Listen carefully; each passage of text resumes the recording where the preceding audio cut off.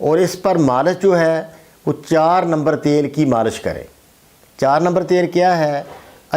7 अजवैन 10 ग्राम, 7 पुदीना 10 ग्राम, यानी पुदीने के जौहर को कहते हैं 7 और अजवैन के जौहर को कहते हैं 7 अजवैन। ये 10-10 ग्राम आप ले लें। तारपीन का तेल होता है 50 ग्राम ले लें।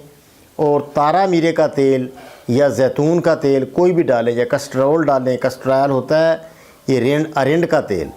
चलो जैतून का तेल भी आप समझते हैं अच्छी तरह, 1 पाव वो डाल लें। या तारे मीरे का तेल भी बहुत अच्छा अगर मिल जाए, कड़वा तेल उसको बोलते हैं, वो इसमें डालो 1 पाव 250 ग्राम। ये किसी शीशी में, प्लास्टिक वाली शीशी में डालकर धूप में रखते हैं 1 घंटा के लिए, ये तेल बन जाता है। तो इसकी मालिश करें आप, गिलट के ऊपर मालिश करें। चंद दिन ये मालिश करने से बिल्कुल नरमी पकड़ जाता है और आहिस्ता आहिस्ता फिर अपना तहरीर होना शुरू हो जाता है। और